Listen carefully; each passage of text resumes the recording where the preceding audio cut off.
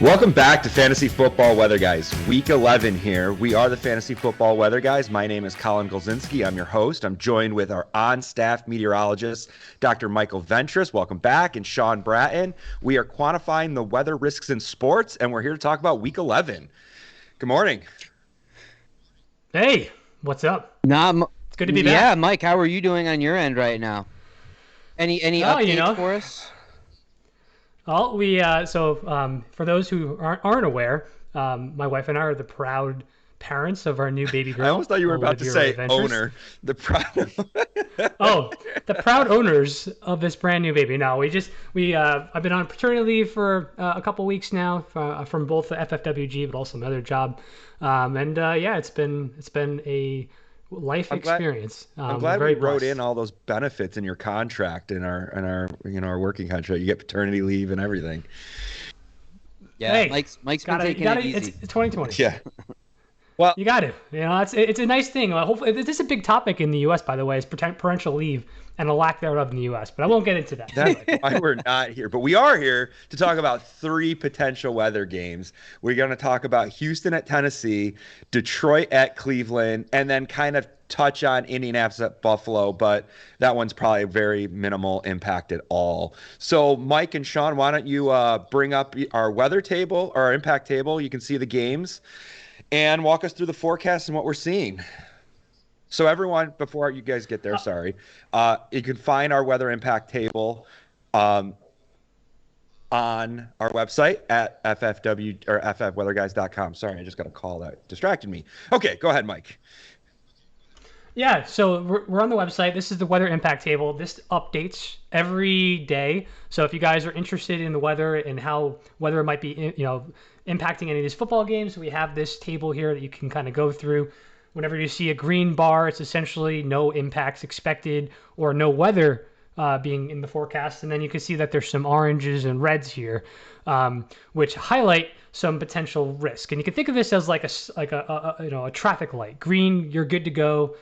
Orange, you got to slow down a little bit, caution, things are about to change, or there's a chance that things are going to change here. And then red, stop and pay attention because something's happening. Here we have 2 games in the orange category. Those are our caution games. We have the Indianapolis at Buffalo Sunday 1 p.m. kickoff game. We have another caution game, Detroit at Cleveland, another 1 p.m. game. And then finally, the red game. This is the possible impact game here. And this is the Houston at Tennessee Titans at 1 p.m.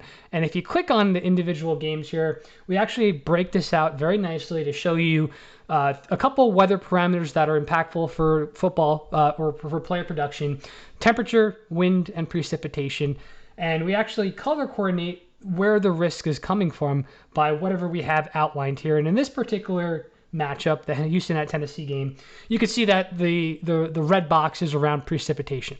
So there's going to be a period of moderate to heavy rainfall in this game, and the National Weather Service is predicting about 2.22 inches of rain there, so just over 0.2 of inches of rain, which is meaningful. It's a good amount of rain in this particular matchup. And then we also have the different I like that feature. I'm so glad you got that. The starting lineups are live, and they change with players who are out or with the depth charts changing. It's a great feature. I love that on our table. Yeah, me too. It's a really nice thing there. It's a constant API pull there that brings in that starting lineup. So this is the Houston at Texans and Tennessee Titans game. Rainfall 0.22 inches. If we click up to the Detroit at Cleveland game, you can see how the box is orange again around precipitation, about 0.06 of an inch of rain. So it's a lot less than what's predicted at Houston at Tennessee. And then the Indianapolis Colts at Buffalo, again, the box is around the precipitation category, just at 0.04 of an inch. So I'm going to pass it over to Sean here, and he's going to break down this synoptically and talk about what's happening. Real quick, it was funny. I wanted to interrupt and say, you said it's like a traffic light, and I have to remember that I go through yellowishes, so I got to remember that, yellow is a caution. I'm just kidding. Well, you have to understand that's a good analogy because you don't have to worry. It depends on the actual manager, right?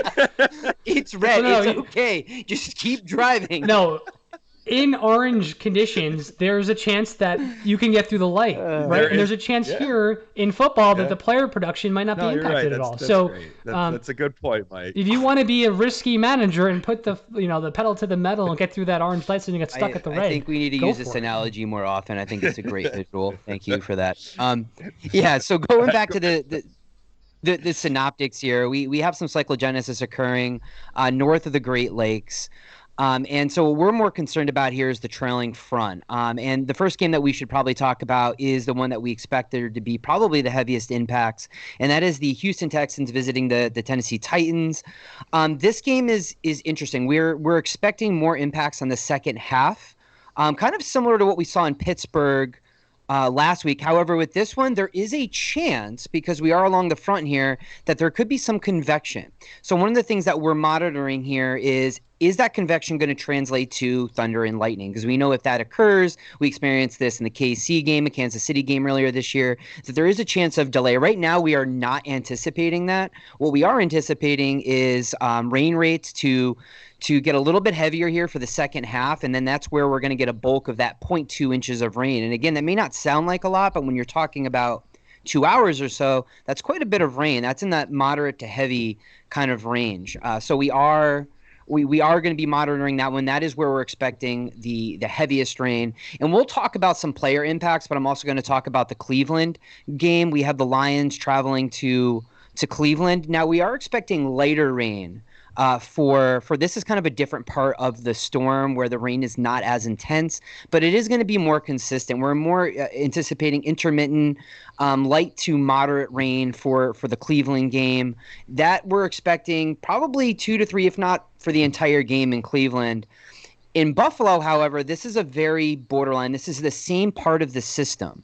However, we are not anticipating that Buffalo will get any rain until probably later in the second half. So we do expect rains actually to pick up a little bit in Buffalo, but it's probably not going to be for a significant portion of the game. So we don't expect a lot of player impacts with that.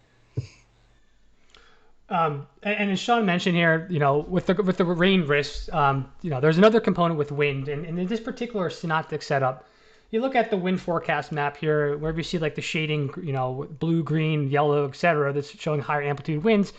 In these slate of games in the afternoon, there's just not a whole lot of wind that's in the forecast. So specifically the risks here for this particular week is more driven by rain and wet conditions. Yeah, and if we look at that, Mike, if you go back to the synoptic map for the precipitation. That's a really good point. And I was kind of pointing out kind of some of the different rain rates, and we can see this on the map for those of you viewing on YouTube. Over Nashville, which it has currently an orange marker on it, although we are anticipating that to be more of an extreme event. But you're noticing the colors are becoming more in the purples, the oranges, the reds. Those are indicating heavier rain amounts, as opposed to Cleveland, which in Cleveland, Ohio here, that's a green, although we are anticipating that to turn to a more caution event. Those are more in the blues, greens, maybe some yellows. So that's kind of some of the lighter precipitation. Yeah. And just to kind of like focus on this particular event with getting into those for the Tennessee game, right? Getting into the oranges, reds, and pinks, that's only going to be a second half event with this much rain. That's like a heavy downpour to get those amount of rain, like that total rainfall, like 0.2 or higher in a short period of time, an hour or two. Like that's some heavy rain. That's enough to kind of be very visible on TV. You're going to hear the announcers talk about it when it moves in. This is all in the sense if the game doesn't get delayed from lightning, which is kind of, we don't think it's going to happen at this point, but there's always a slight risk that as you get this far south of the cold front and that type of forcing, there could be some lightning, but it's a low risk of this. So. I was going to say, Sean, do you want to walk us through some of the player impacts of the Houston game that we're seeing? Yeah, let's just focus on the Texans and the Titans for right now. Yeah. So some people may be looking at Ryan Tannehill in this game against a really weak Texans front. Ryan Tannehill is being picked up in some DFS lineups. I am personally steering away from him. Mike and I were kind of talking about some of the stats for Ryan Tannehill in these games, and although it's only 4 games in rain, he's only posted a 78 QBR, 182 yards per game on average and only 6 TDs and 5 interceptions. So although we don't expect, this juggernaut Titans defense, we do expect maybe some mistakes to be made by Tannehill in this game. Yeah, I mean, a lot of people are going big, betting big on A.J. Brown in this one. And obviously, A.J. Brown can still produce if Tannehill is very limited. But if you take the upside away from your quarterback, it does remove a little bit of upside from your wide receiver potentially, right? Yeah, I mean, and A.J. Brown's going for $7,700 right now. Yeah, right. You're up there with like CeeDee Lamb and Stephon Diggs, who I'm much higher on this week. And Debo. And we do have a very... Yeah, exactly. Yeah, Debo as well. And we have a very limited sample with A.J. Brown, but he has played in 2 games with Tannehill in rain, and he's only caught 38% of his targets and only is averaging 24 yards per game and is sub 10 in yards per target or yards per reception. Sorry. So that's incredibly low compared to his career averages. So what that's telling us is, yeah, he still may be getting the targets, but the catch rate is down, and what he's doing with those targets is more limited. So I would really limit expectations, especially in the second half, for A.J. Brown in this one. Yeah, you're gonna need to see these two kind of go off or gel in the first half to make you feel a little bit more comfortable when that rain moves. So what about the other? What about Marcus Johnson? Very low value. Do you think the same thing, Sean? It's so hard because we have a limited sample. We saw some breakout potential from Marcus Johnson last week. He is going for $3,500 on DraftKings right now, which isn't incredibly low and could be a value, quite frankly. But how this game is going to go and what that game flow is going to look like, he is still an outside receiver. So I still think he could get some targets and maybe give you a floor here. But I'm a little bit more hesitant. I do have him actually in our league, and I just lost Cooper. I just lost Cooper to the Dallas wide receiver, and now I have to plug somebody in, and I'm debating whether I want to put in Marcus Johnson in here, and I have initially, but I'm really second thinking it here. I think Chester Rogers is a slot in Tennessee, and my question is like, hey, is he maybe going to get a little bit more target volume here with Julio Jones out? So right now he's kind of a borderline in DFS because he is such a low, his value is incredibly low, and he may provide a good floor for you, but I may be looking at other options. Yeah, and speaking of injuries, I mean, I feel like there's a ton of them now piling up, especially when you get into the running back games. And if you look at the Houston Texans running back issue, right? The big loss was Derrick Henry early in the year, but now we're starting to see a new running back potentially take over the reins, right? Or maybe the lead dog, Deontay Foreman. We have Josh McNichols. He is out for this game. That is more of the general pass catching running back, and we saw Devontae Foreman catch he had 45 yards on a screen pass last week. Yep. So he's going to probably step into that role as well, and you think he's going to get more of those carries? Because from Adrian Peterson's nailed it. He looks pretty bad. Yeah. He looks pretty washed up. He does. And so I think. And my forecast with this is I'm actually starting Devontae Foreman in my DFS lineup. He's $4,900. And I think he could potentially be a smash play here. I think running game, they're going to rely on that. I think Foreman showed that he can carry that load. He got 13 touches for 78 yards. And yes, a lot was from that screen pass, but he showed he's more than a capable back. And I look at more Adrian Peterson as more of that change of pace back and maybe potentially getting some goal line. So he may siphon some of the opportunity from Foreman, but I think he has a really great opportunity of getting 15 to 20 touches in this one potentially. And really establishing himself and having a really safe floor, especially with that $4,900 price tag. So I'm more than happy to play him. I mean, like to your point, McNichols is out here, so there's not a lot of backs there for the Tennessee backfield to choose from, and so I think Foreman's one on the list. It's so funny. I'm looking at our notes for this show, and I love it. Houston running backs. Nope.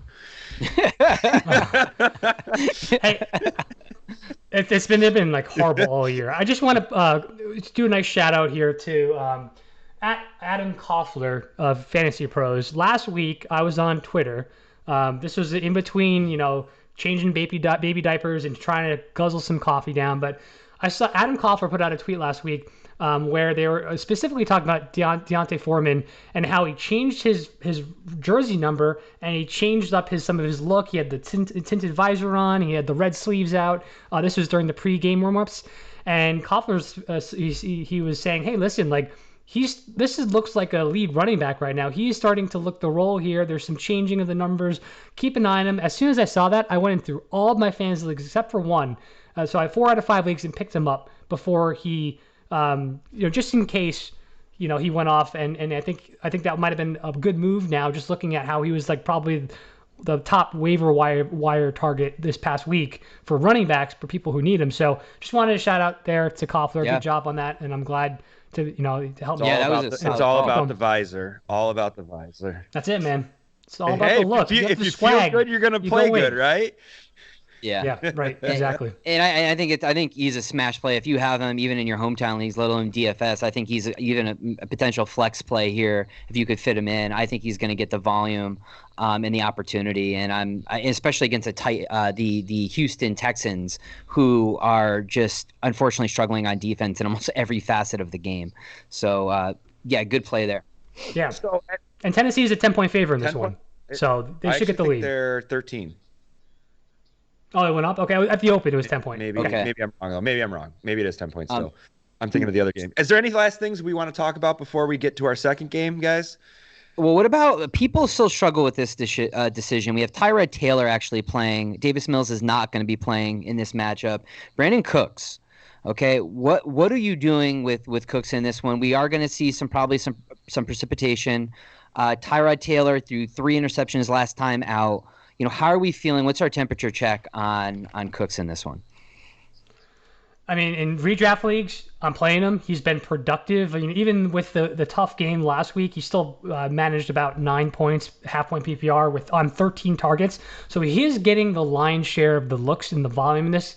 And I think if you're in a wide receiver, if you have a wide receiver flex, or if you're in a 14-person league like I'm in, and I have Cooks, I feel confident in playing him. I'm not personally searching him and trying to start him on DFS, but in redraft, when you need him, he should be a solid flex. He does have a $6,000 price tag. It's not exactly cheap. So, I mean, you are paying, I think, market value for Cooks based on expectations. It is 10 points. And the Titans' D has been really good. Yeah. No, sorry, I was interrupting. Yeah, the Titans. Yeah, I don't think you play Cooks unless you have to, like you said, Mike. I wouldn't be looking for him in DFS for that much. Yeah. Yeah, in DFS, you probably go into a better option. Maybe pay up a little bit for like CeeDee Lamb or something. But in redraft, you feel confident playing him. He'll have a solid floor. And then RBs you're punting on then, right, for Houston? Nope. Do they even have a running back there? I don't even pay attention.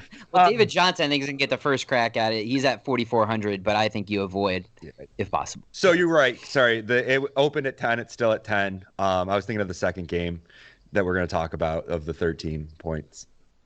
What is the second game here, Colin? Yeah, let's move on. So we're going to go to the second game that we were talking about, and that's Detroit Lions at Cleveland Brown.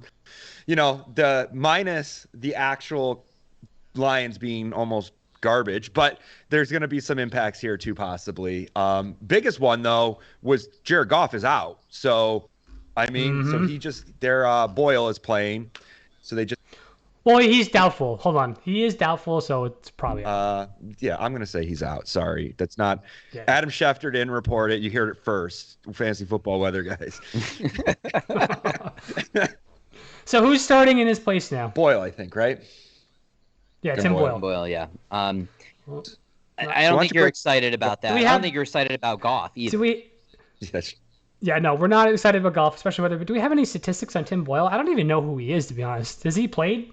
We could do a little research here on Tim Boyle. Yeah. I think he's a backup for a reason, right? So I don't expect him to come in and fill a role, especially against a Cleveland defense.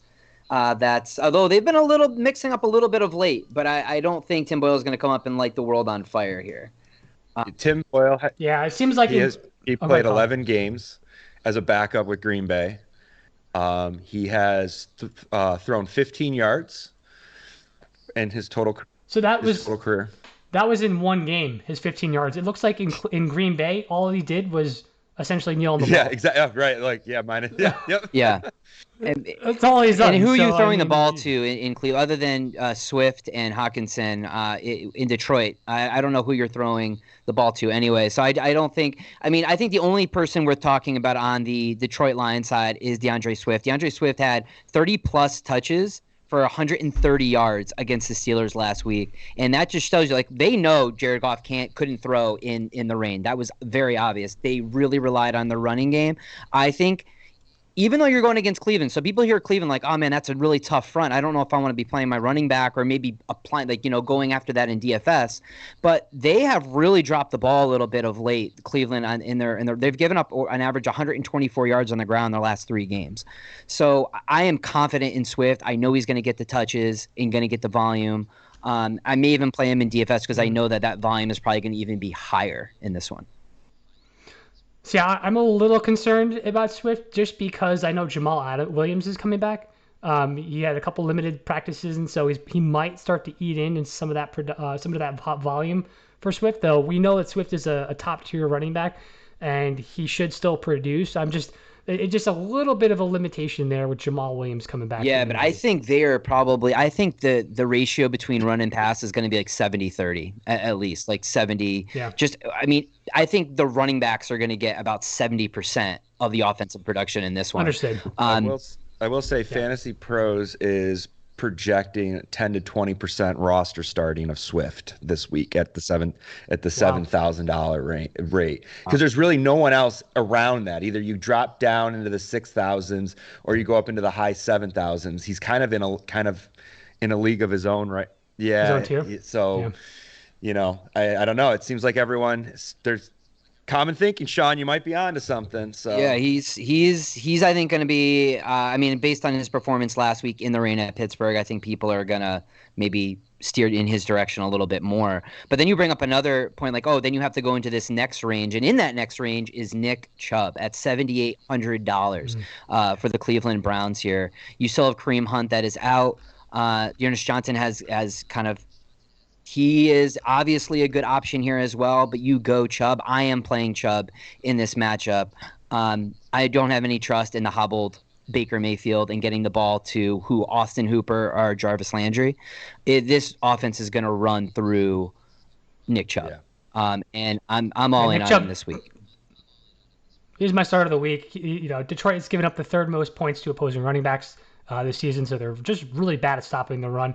Cleveland's a 10-point favorite. They're gonna. The game script is set up for Nick Chubb to run. 13 point. Okay, 13. It started at a 10-point. It's gone up to 13 point. That's probably with the news that Goff is out. 12, 13. So I mean, in the sense, this is a Chubb game. It does hurt. People who's been running with Dearness Johnson. It's a shame to see his value is going to be squashed by Chubb. He'll probably get a little bit, probably run to that Kareem Hunt role a little bit there, but to me, like I'm in my DFS lineups, I'm going with Chubb. Yeah, and I especially in the rain where Baker Mayfield may not feel as comfortable, and he's just hobbled. He has so many injuries that he's dealing with, and he's a trooper. I'll give him that. But they just have really struggled in the passing game of late, and they've just been doing everything on the ground. And Nick Chubb also is a really viable passing back as well. I think he'll get some targets in this one as well, and potential some big play opportunities. So he's the big play, I think, in this matchup. There have been some analysts bringing up the wide receiver Donovan Peoples-Jones on the Cleveland Browns. Some people, it's a low price guy. It's a waiver wire streamer ad in this matchup. To me, with the rain risks, I'm a little concerned. I'm not going to go out and he's a him big play guy, right? Right now, Baker Mayfield in 4 games has a QBR of 79, 202 yards per game, and 4 TDs and 4 interceptions in those 4 games.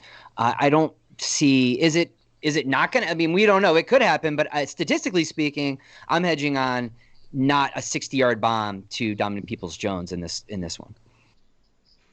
Yeah, if you're going to make a bet, that's the bet I would make too. It's possible. These things can still happen, right? We've seen big plays in rain events, and this is light rain, so still that chance. But if you're going to hedge, I'm hedging the other way. Yeah.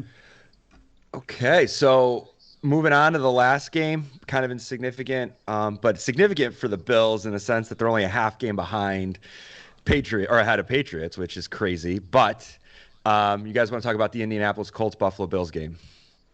Yeah, just really quick, before we get in there, we didn't talk about this guy, Hawkinson, right? TJ Hawkinson with the new quarterback change, we're probably just not going to play him, right? Unless you're stuck with him in reach. Yeah, I mean, I think if you have another option, I think you have to pivot. I mean, he had a bunch of targets last week, but I think he only had one catch.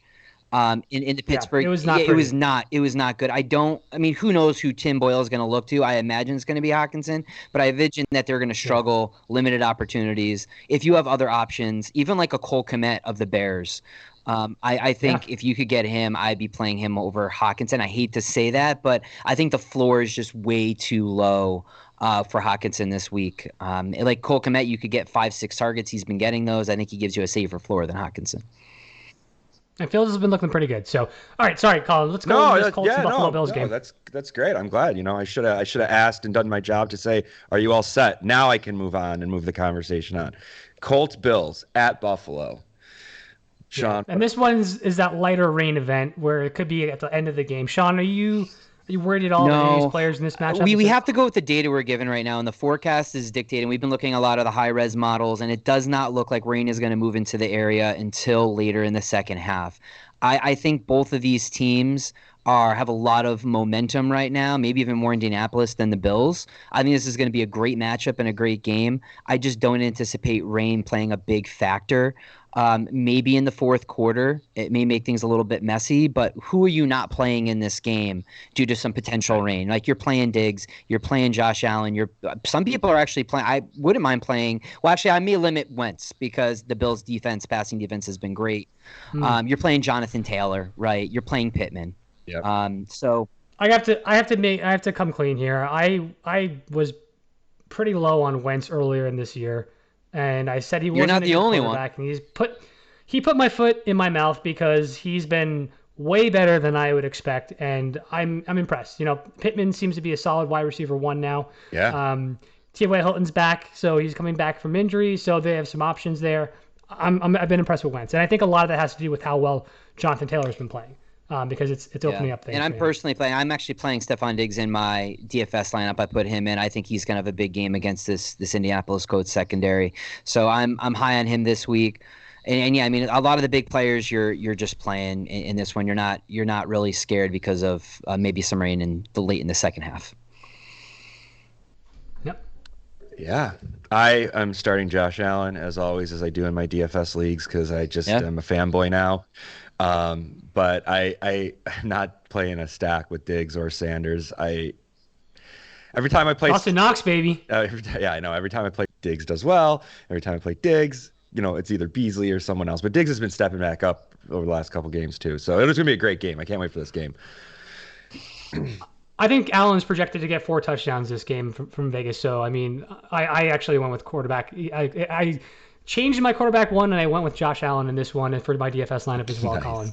Ooh. So, I think I went with Aaron Rodgers. He's playing really well against the Minnesota Vikings, and I'm hoping he gets back on track here with Devontae Adams, but he was just a little bit lower. He was 7,000, so. Okay. Anything else you guys want to talk about before we wrap up today? No.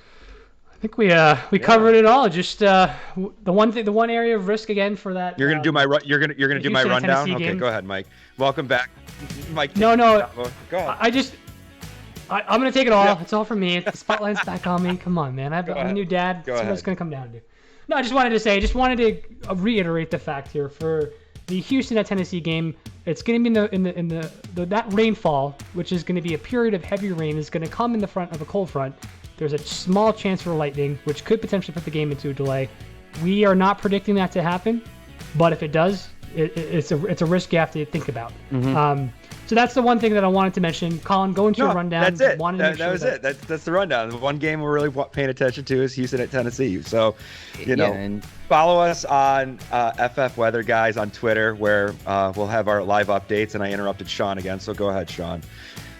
No, just to kind of speak to that point, we will, and you just spoke to this too, Colin, but I was going to say that we will be updating the Houston Tennessee game if we do think there's going to be potential lightning for that game.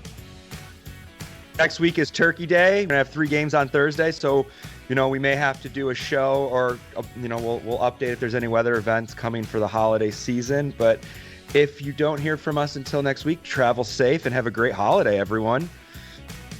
Yeah. Yes. And keep an eye open for Sean's blog about the weather this week. He'll be putting that out here shortly, and we'll be sharing that on socials. All right. Have a good Thanksgiving, everyone.